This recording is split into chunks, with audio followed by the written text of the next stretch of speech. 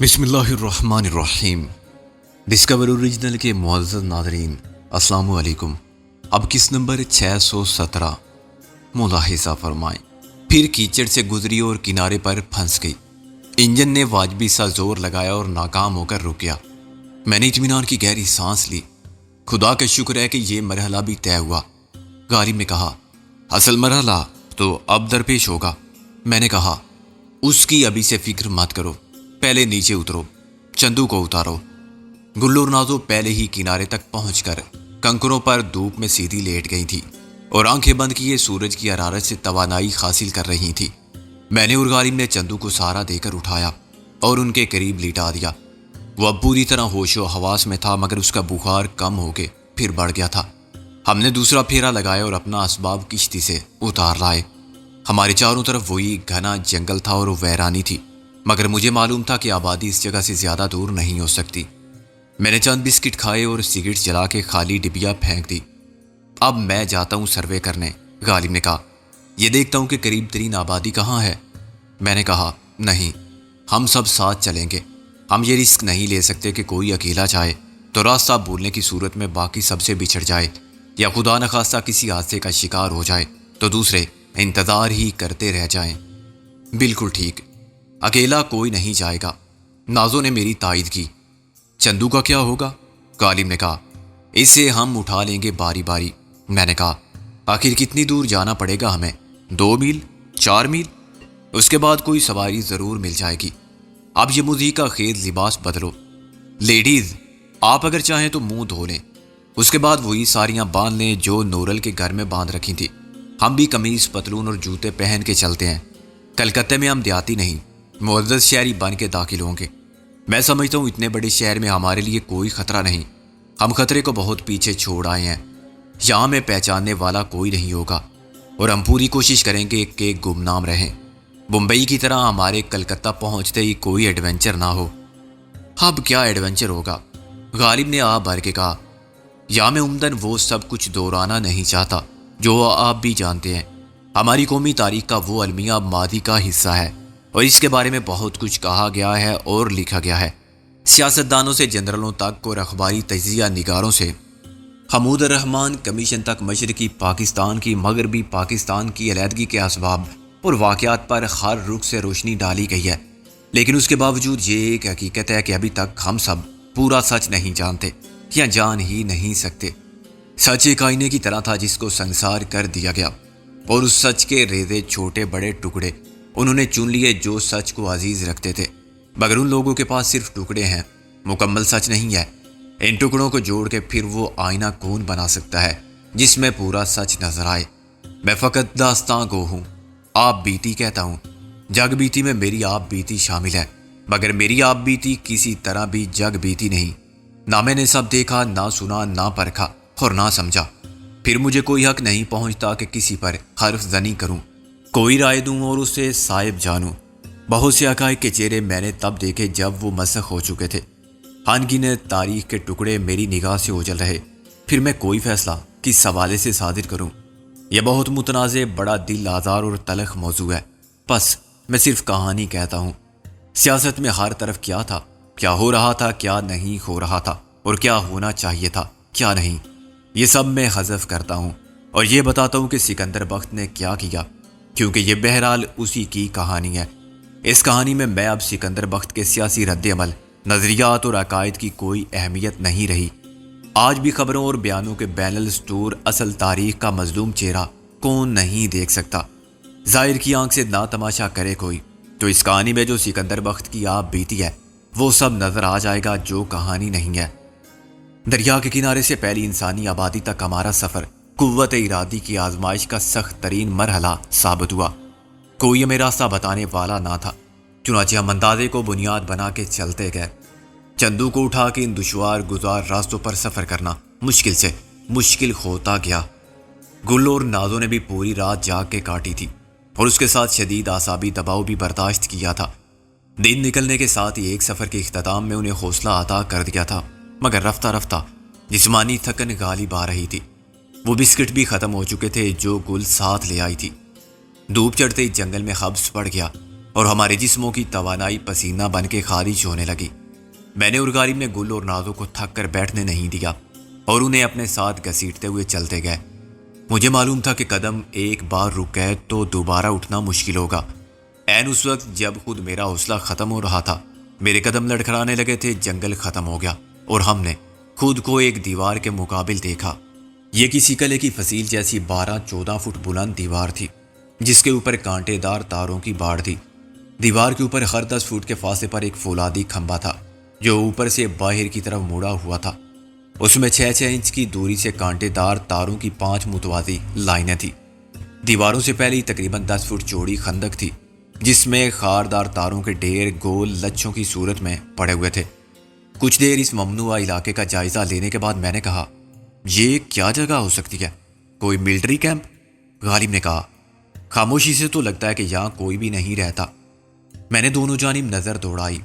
اس خندق کو عبور کرنے کا کوئی بھی راستہ نہیں ہے۔ راستہ ہوتا تب بھی ہم دیوار کے دوسری طرف کیسے جاتے؟ غالب نے کہا، ان تاروں میں کرنٹ بھی ہو سکتا ہے۔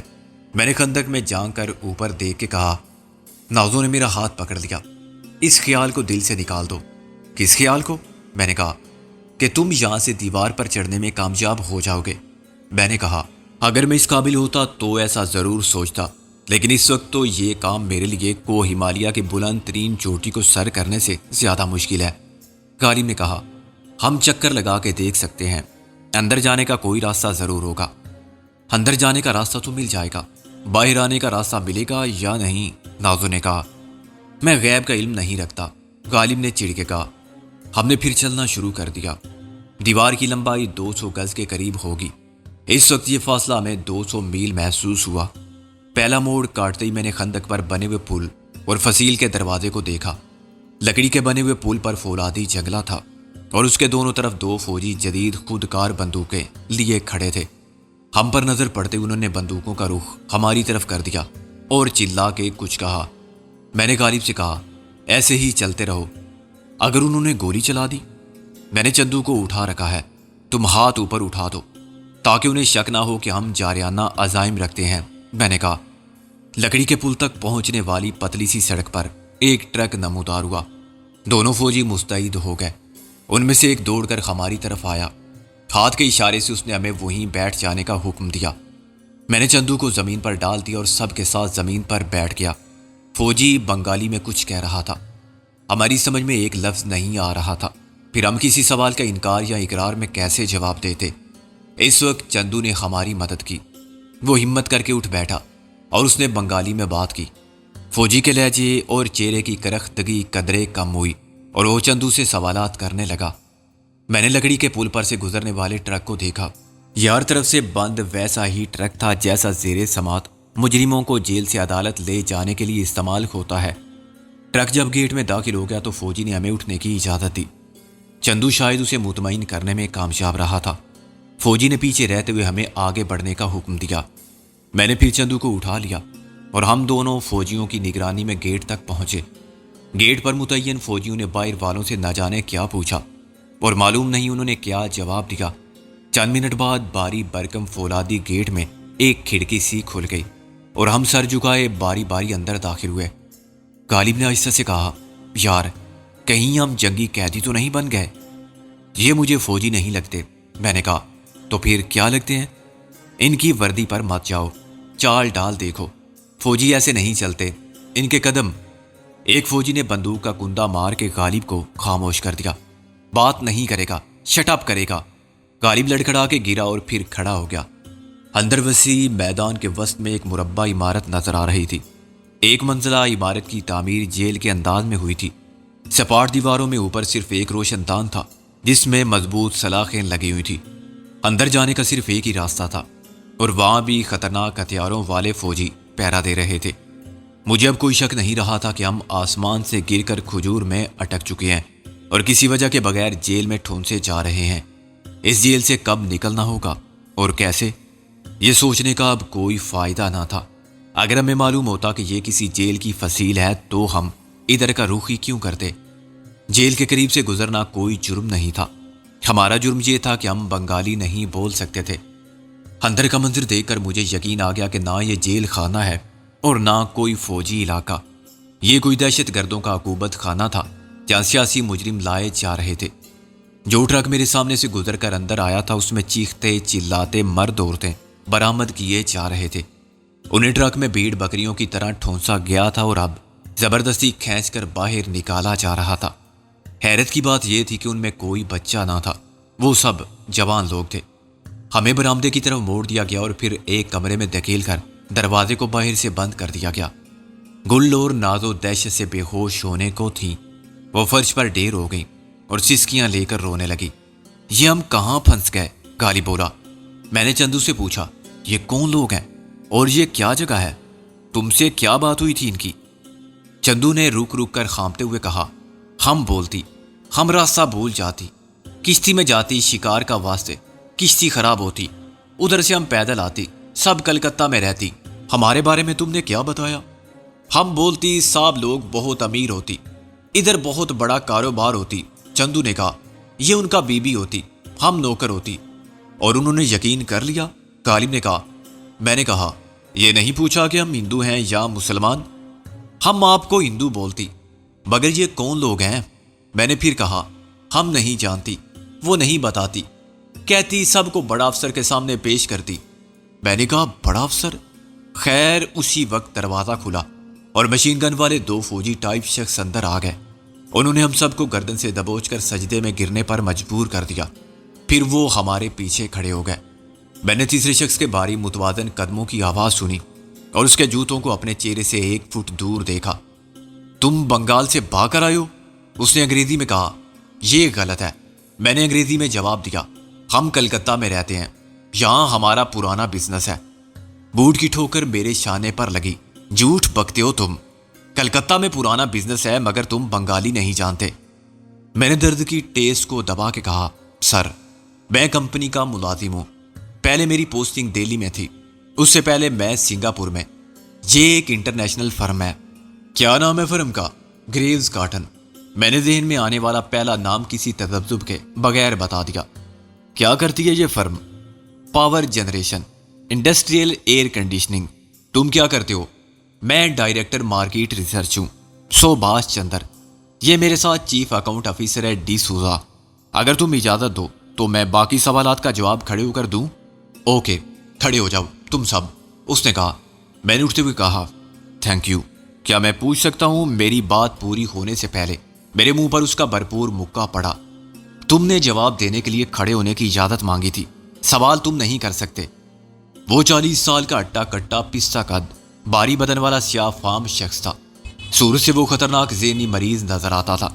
اس کی آنکھوں میں جنون اور وحشت کے آثار تھے اور اس کے اعتبار میں کسی خونی درندے کی جبلت کار فرما محسوس ہوتی تھی۔ مکہ لگنے سے میں ایک قدم پیچھے ہو گیا تھا۔ پیچھے کھڑے ہوئے محافظ نے مجھے آگے دھکا دے کر پھر قطار میں شامل کرنے کی کوشش کی تھی، مگر میں بلا ارادہ اسے ٹکرا گیا جو افسر اعلیٰ کی حیثیت سے تفتیش کرنے آیا تھا۔ وہ ایک ایسا لمحہ تھا جب میں نے جان کی بازی لگا دی۔ نہ جانے کیسے میرے جسم میں اتنی قوت آ گئی کہ میں نے 1 سیکنڈ میں اس کی گردن کے گرد اپنے ایک ہاتھ کو شکنجے کی طرح کس لیا اور اس کے دوسرے ہاتھ کو موڑ کے کمر کے پیچھے کر دیا۔ خود گھوم کر اس کے پیچھے ہو گیا اور اسے ڈال بنا کے دیوار سے لگ گیا۔ میرا ایک گھٹنا اس کی کمر پر تھا اور دوسرا پاؤں زمین پر مضبوطی سے جما ہوا تھا۔ وہ سخت تیزیت میں چیخ رہا تھا اور محافظوں کو حکم دے رہا تھا کہ مجھے شوٹ کر دیں، مگر محافظ پتھر کا بت بنے کھڑے تھے۔ اگر وہ گولی چلاتے تو اپنے افسر کے جسم کو چھلنی کرتے، اس کے جسم سے گزرے بغیر کوئی گولی مجھ تک نہیں پہنچ سکتی تھی۔ ان سے کہو ہتھیار ڈال دے، میں نے اسے حکم دیا، جلدی کرو، میں صرف 3 تک گنوں گا، پھر تمہاری گردن توڑ دوں گا۔ میری گرفت سے اس نے اتنا اندازہ ضرور کر لیا تھا کہ یہ کسی اناڑی کی گرفت نہیں ہے اور میں اپنی دھمکی پر عمل کرنے کی صلاحیت بھی رکھتا ہوں۔ اس سے پہلے کہ میں 3 تک گنتا، ایک اور نوجوان بڑی افسرانہ شان سے کمرے میں داخل ہوا۔ اندر قدم رکھتے ہی وہ ٹھٹک کر رکا اور کسی سے کچھ پوچھے بغیر اس نے صورتحال کو سمجھ لیا۔ اس نے ریوالور نکالنے میں دیر نہیں کی، لیکن ایک ایسی غلطی کر بیٹھا جو آج سے پہلے بھی اکثر لوگوں نے کی تھی۔ اس نے نازو کو کھینچ لیا تھا اور اس کی کنپٹی پر ریوالور رکھ دیا تھا۔ کرنل کو چھوڑ دو، اس سے زیادہ کہنے کی اسے مہلت نہ ملی۔ نازو نے اس کے ساتھ وہی کیا جو میں نے کرنل کے ساتھ کیا تھا۔ نازو ایک جوان مرد کو جسمانی طاقت کے بل پر قابو میں نہیں رکھ سکتی تھی۔ اس نے زیادہ آسان نسخہ استعمال کیا اور نوجوان افسر سے 1 سیکنڈ میں ریوالور چھین لیا۔ دوسرے سیکنڈ میں وہ اس افسر کے پیچھے چلی گئی اور وہی ریوالور اس کی گدی سے لگا دیا۔ میں نے چلا کر کہا 1 2۔ کرنل صاحب کی حلق سے ایک چیخ سی برآمد ہوئی۔ دونوں مسلح محافظ پہلے ہی بے بسی کی تصویر بنے کھڑے تھے۔ اشارہ پاتے ہی انہوں نے اپنی خود کار رائفلیں زمین پر ڈال دی۔ کیا ایسے تم یہاں سے نکل سکتے ہو؟ کرنل نے کرا کے کہا۔ میں نے اس کی کمر پر گھٹنا مارا۔ تمہارا سوالات کرنے کا اختیار باقی نہیں رہا۔ کرنل درد سے بلبلایا اور میں نے اسے جھٹکا دے کر آگے جھکا دیا۔ نوجوان افسر جتنا حاضر دماغ ثابت ہوا تھا اتنا ہی جذباتی بھی ثابت ہوا۔ یہ اس کی عمر کا تقاضا اور گرم خون کی تاثیر تھی۔ ایک کمزور اور دان پان سی عورت کے ہاتھوں مار کھا کے اس کی حالت زخم خوردہ سانپ کی طرح ہو گئی تھی۔ وہ خود کو سخت بے عزت اور بے غیرت محسوس کر رہا تھا۔ جب نازو نے اسے بھی سجدے میں گرنے کا حکم دیا تو اس کی قوت برداشت کا فیوز اٹھ گیا۔ اس نے پلٹ کے نازو کو گالی دی اور اس کے ریوالور کی زد سے بچتے ہوئے جھک کر نازو کو ٹکر مار دی۔ وہ نازو کو دیوار سے ٹکرا کے گرانا چاہتا تھا مگر اس وقت نازو بھی بجلی بن گئی تھی۔ وہ ایسے درمیان سے ہٹ گئی جیسے وہاں تھی ہی نہیں اور اس نے پیچھے سے نوجوان افسر کو ایسے لات ماری کہ اس کی رفتار بڑھ گئی۔ اس کے سر بڑی آواز کے ساتھ دیوار پر لگا۔ ابھی وہ گرا بھی نہ تھا کہ نازو کی دوسری لات حرکت میں آئی اور اس کی گردن پر پڑی۔ وہ کوئی آواز نکالے بغیر مر گیا۔ آخری آواز جو وہاں سب نے سنی اس کی گردن کی ہڈی کے ٹوٹنے کی تھی۔ اس کا جسم بھی کچھ دیر پھڑکتا رہا اور پھر ساکت ہو گیا۔ اب کرنل کی سب خوش فہمی دور ہو گئی تھی۔ اس کے ساتھ ہی دونوں محافظ بھی سجدہ ریز ہو گئے۔ میں نے اور غالب نے خود کار ہتھیار اٹھا لیے۔ کمان کرنل، اب تمہاری باری ہے۔ تمہیں بہت سے سوالوں کے جواب دینے ہوں گے، میں نے کہا، مگر ہمیں کوئی جلدی نہیں ہے۔ پہلے یہ بتاؤ کہ تمہارا آفس کہاں ہے؟ اسی برآمدے کے آخری حصے میں، وہ بولا۔ میں نے غالب سے کہا، اس کی جامع تلاشی لو، دیکھو اس کے پاس بھی کوئی ریوالور ضرور ہوگا۔ غالب نے اس کی وردی کی ایک جیب سے ریوالور برآمد کر لیا اور گل کی طرف بڑھا دیا۔ میں نے کہا، تمہارے علاوہ یہاں کتنے افسر ہیں؟ 2 باقی ہیں، اب 3 تھے، وہ بولا۔ ان کو تم اپنے آفس میں طلب کرو گے۔ ہم یہاں سے تمہارے آفس جائیں گے، میں اور تم۔ وہاں تم زندہ پہنچتے ہو یا مردہ، اس کا انحصار تمہارے رویے پر ہے۔ اب ہم اس پوزیشن میں ہیں کہ سب کو بھون کے رکھ دیں، جو بھی مزاحمت کرے۔ مزاحمت کوئی نہیں کرے گا، میں تمہیں یقین دلاتا ہوں کہ تم جہاں چاہو گے وہاں پہنچا دیے جاؤ گے، کرنل بولا۔ کیا اب میں اٹھ سکتا ہوں؟ یس، میں نے اس کے شانے پر جوابی ٹھوکر مار کے کہا اور نازو کو اشارہ کیا۔ تم میرے ساتھ چلو، ان دونوں کے لیے ہمارے 2 آدمی کافی ہیں، تم چاہو تو اسے بھی لے جاؤ۔ غالب نے گل کی طرف اشارہ کرتے ہوئے کہا، تم انہیں لے کر 5 منٹ بعد نکلو گے، میں نے کہا، اور ہمارے پیچھے پیچھے آؤ گے۔ کوئی معمولی غلطی کرے تو تمہیں احکامات کی ضرورت نہیں، بس kill them like dogs۔ تم آفس کے باہر ٹھہرو گے۔ کرنل کے ساتھ برآمدے میں چلتے ہوئے میں نے بہت سی خالی کوٹریاں دیکھیں۔ پہلے یہ یقیناً کوئی جیل خانہ تھا جو اب ان لوگوں کے قبضے میں آ گیا تھا۔ کرنل کا آفس بہت وسیع اور شاندار تھا۔ میں نے باہر بھی ایک محافظ کو مسلح کھڑا دیکھا۔ اس کی مشکوک نظریں مجھ پر پہلے سے تھیں۔ میں نے اسے حکم دیا، دروازہ کھولو اور اندر چلو۔ کیا تم؟ کرنل نے اسے ہاتھ اٹھا کے خاموش کر دیا۔ دروازہ کھولو اور اندر چلو، خاموشی سے، کوئی اہمکانہ حرکت مت کرنا۔ اندر داخل ہوتے ہی میں نے کرنل کو مزید احکامات جاری کیے۔ اپنی جگہ پر بیٹھو۔ یہ کیا ہے؟ انٹرکام؟ اپنے باقی 2 افسروں کو طلب کرو۔ اس محافظ سے کہو کہ ہتھیار یہاں رکھ کے خود باہر بیٹھے۔ جب افسران تشریف لائیں تو انہیں کچھ نہ بتائے، نہ زبان سے، نہ اشارے سے اور نہ رویے سے، ورنہ باہر بھی ہمارے آدمی موجود ہوں گے۔ کرنل نے تعمیل کی اور دونوں افسروں کو اپنے آفس پہنچنے کی ہدایت کی۔ میں اس کے سامنے بیٹھ گیا۔ خود کا رائفل کا رخ کرنل کی جانب رہا۔ یہاں کوئی ڈاکٹر ہے؟ میں نے کہا۔ ان افسروں میں سے ایک ڈاکٹر ہے، کرنل نے کہا۔ ہمارے ایک ساتھی کو فوری طبی امداد کی ضرورت ہے اور ہمیں بھی کھانے پینے کو کچھ چاہیے، میں نے کہا۔ جو بھی مل جائے۔ سب کچھ ملے گا، کرنل نے کہا۔ کیا اس کے بعد تم چلے جاؤ گے؟ میں نے کہا، یو ایڈیٹ، کیمپ اب ہمارے قبضے میں ہے اور تم خود بھی ایک قیدی ہو۔ صرف اپنی زندگی کی دعا مانگو، سوال مت کرو ہم سے۔ چند منٹ بعد دونوں افسران آئے اور اندر آتے ہی منجمد ہو گئے۔ کسی مزاحمت کے بغیر انہوں نے اپنے ہتھیار نازو کے حوالے کر دیے۔ میں نے غالب اور گل کو بھی اندر بلا لیا۔ سارے قیدی دیوار کے ساتھ کھڑے کر دیے گئے۔ 3 ماتحت اور 3 افسر، ان سب کی حالت غیر تھی۔ وہ سمجھ گئے تھے کہ کیمپ پر کسی نے قبضہ کر لیا ہے، مگر یہ سمجھنے سے قاصر تھے کہ ہمارا تعلق کس گروہ سے ہے اور ہم اچانک کہاں سے نازل ہو گئے۔ آدھے گھنٹے بعد جب ہم چائے، کافی، سینڈوچ اور بسکٹ وغیرہ کھا پی کے تازہ دم ہو گئے اور چندو کو ڈاکٹر نے انجیکشن لگانے کے بعد شانے کے زخم پر مرہم پٹی سے فارغ کر دیا، تو میں نے کہا، کرنل، اب مقدمے کی کارروائی شروع ہوتی ہے۔ مقدمہ؟ کیسا مقدمہ؟ کرنل کا رنگ اڑ گیا۔ تمہیں MRS کی عدالت کے سامنے پیش ہو کے استغاثہ کے سوالات کے جوابات دینے ہوں گے۔ اپنی صفائی میں تم جو کہو گے وہ بھی سنا جائے گا۔ What the hell is MRS؟ Colonel نے کہا۔ میں نے اسے کرسی سے گھسیٹ لیا اور خود اس کی جگہ بیٹھ گیا۔ یہ ہماری عدالت انصاف ہے، جہاں ہم اپنے قوانین کے مطابق اپنی سزا دیتے ہیں۔ ہم مدعی، منصف اور سزا پر عمل درآمد کرنے والے سب خود ہیں۔ MRS کا مطلب ہے مائٹ از رائٹ سوسائٹی۔ یا تم بھی جانتے ہوگے کہ اس وقت ساری دنیا میں اسی نظریے پر سیاست بھی ہو رہی ہے اور انصاف کا بھی یہی اصول ہے۔ میں نہیں مانتا ایسی کسی عدالت کو، کرنل چلایا۔ عدالت سے تعاون کر کے تم رعایت حاصل کر سکتے ہو، بصورت دیگر تم سے تعاون حاصل کرنے کا پرحیثیت مرحلہ پہلے آئے گا، سزا اس کے بعد زیادہ ملے گی۔ تم سے جو پوچھا جائے گا اس کا جواب دو، یہاں تمہاری نہیں ہماری مرضی چلے گی۔ میں نے کہا، ہمارے لیے کوئی سوال کیے بغیر تمہیں گولی مار دینا کیا مشکل تھا، مگر ہم تمہیں ایک موقع دینا چاہتے ہیں۔ اوکے، پوچھو، کیا پوچھنا ہے؟ کرنل نے خشک لبوں پر زبان پھیری۔ یہ کیا جگہ ہے؟ کوئی جیل خانہ؟ یہ پہلے پاگل خانہ تھا۔ پاگل کہاں گئے؟ کرنل نے کہا، مر گئے۔ کیسے مر گئے؟ میں نے کہا، تم نے مار دیا سب کو۔ کرنل نے مجبوراً اقرار میں سر ہلایا۔ وہ سب خطرناک پاگل تھے۔ خطرناک پاگلوں کو دنیا میں کہیں قتل نہیں کیا جاتا۔ تم نے ایسا کیوں کیا؟ ہمیں ان کے خون کی ضرورت تھی، کرنل نے کہا۔ میں نے چیکر کا خون کی؟ ان کے جسم سے خون کشید کر لیا تم نے؟ کس لیے؟ کس کے لیے؟ زخمیوں کے لیے، کرنل نے کہا۔ کون سے زخمی؟ میں نے کہا، جو بنگال میں لڑ رہے تھے، پاکستان کی فوج سے بھارت کے فوجی۔ اس نے کہا، ان کے علاوہ بنگالی جو اپنی آزادی کی جنگ لڑ رہے تھے۔ میرے وجود میں غصے کی آگ ایک دم بھڑک اٹھی، مگر میں نے ضبط اور برداشت سے کام لیا۔ میں ان قاتلوں کی فوج کے ناپاک جسم کا آخری قطرہ خون بھی نچوڑ لینا چاہتا تھا، مگر اس سے پہلے میں ان کی زبانی اس انسانیت سوز ظلم کی پوری تفصیل جاننا چاہتا تھا۔ کتنے پاگل قتل کیے تم نے اس طرح؟ تقریباً 200، کرنل نے کہا۔ اور ان کی لاشیں کہاں گئی؟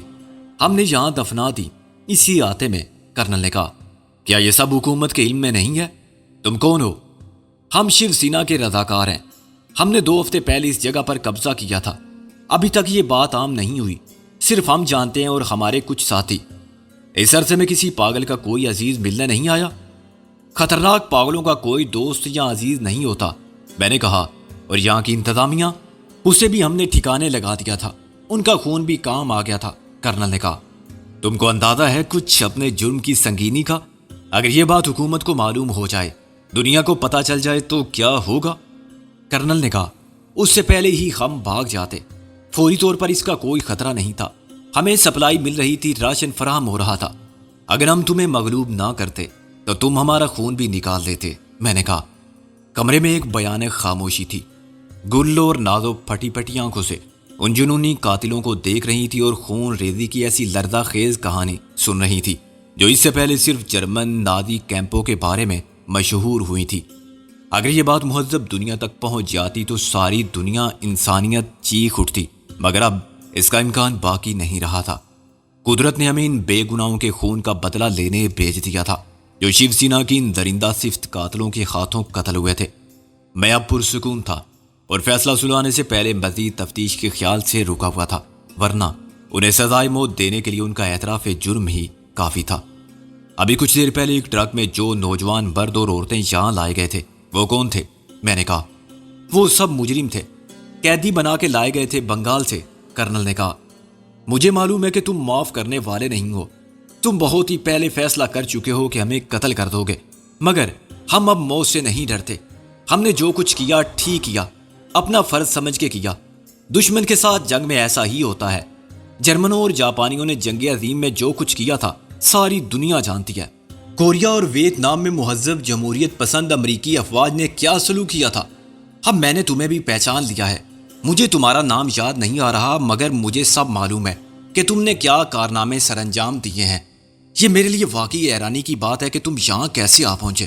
یوں سمجھ لو کہ ادھر ہم بھی وہی ہیں جو سرحد پار پاکستان میں تم تھے۔ میں نے کرنل کو گولی ماری، وہ سینے پر ہاتھ رکھ کر جھکا تو میں نے کہا، یہ گولی اس الزام کے جواب میں ہے جو تم نے ہم پر عائد کیا۔ ہم نے کبھی کسی بے گناہ کا خون نہیں بہایا، صرف اسی کو مارا جو ہمارا دشمن تھا یا ہمارے وطن کا دشمن تھا۔ کرنل نیچے گرا تو میں نے اسے ایک اور گولی ماری جو اس کے سینے میں دوسری طرف لگی، اور یہ گولی اس سزا کے طور پر جو تمہیں 200 قابل رحم انسانوں کو بے رحمی سے ہلاک کرنے کے جرم پر دی گئی، اور یہ آخری گولی اس ظلم کی سزا جو تم نے مشرقی پاکستان کے لوگوں پر کیا، وہ سب ہمارے ساتھی تھے۔ تیسری گولی اس کے سر پر لگی تو وہ آخری بار تڑپا اور ساکت ہو گیا۔ اس کا خون فرش پر پھیل گیا تھا اور اس خون کے چھینٹے دیواروں تک پہنچے تھے۔ میری آخری گولی کے ساتھ ہی نازو نے نیم دیوانگی کے عالم میں چیختے ہوئے باقی لوگوں پر فائر کھول دیا۔ وہ سب وہیں دیوار کے ساتھ گر کے ایڑیاں رگڑنے لگے۔ نازو ان پر فائر کرتی رہی۔ غالب نے اس کے ہاتھ سے رائفل چھین لی، مگر اس پر جنون کا دورہ پڑا ہوا تھا۔ اسے غالب کو اٹھا کر پھینک دیا اور دوبارہ رائفل حاصل کر لی۔ گل نے ایک دہشت ناک چیخ ماری، بھائی سکندر، اسے روک لیں۔ نازو دروازے سے باہر جانے کے لیے لپکی تو میں نے دوڑ کر اسے قابو کیا۔ اس نے میری گرفت سے نکلنے کی دیوانہ وار کوشش کی، مگر ناکام رہی۔ میں نے ایک ہاتھ مار کے اسے ناک آؤٹ کر دیا اور وہیں میز پر لٹا دیا۔ فائرنگ کی آواز پر کیمپ میں کھلبلی مچ گئی تھی۔ میں اور غالب باہر نکلے تو ایک ساتھ 4 محافظ دوڑتے نظر آئے۔ ایک ستون کی اوٹ سے غالب نے ان 4 کو نشانہ بنا لیا۔ ابھی باہر والے باقی ہیں، میں نے کہا۔ انہیں میں باہر جا کے ٹھکانے لگاتا ہوں، غالب نے کہا، اور میرے منع کرنے کے باوجود برآمدے میں دوڑتا چلا گیا۔ خود اس پر جنون کی کیفیت طاری تھی اور میرے لیے ضروری ہو گیا تھا کہ اسے تحفظ فراہم کروں۔ میں اس کے پیچھے بھاگا۔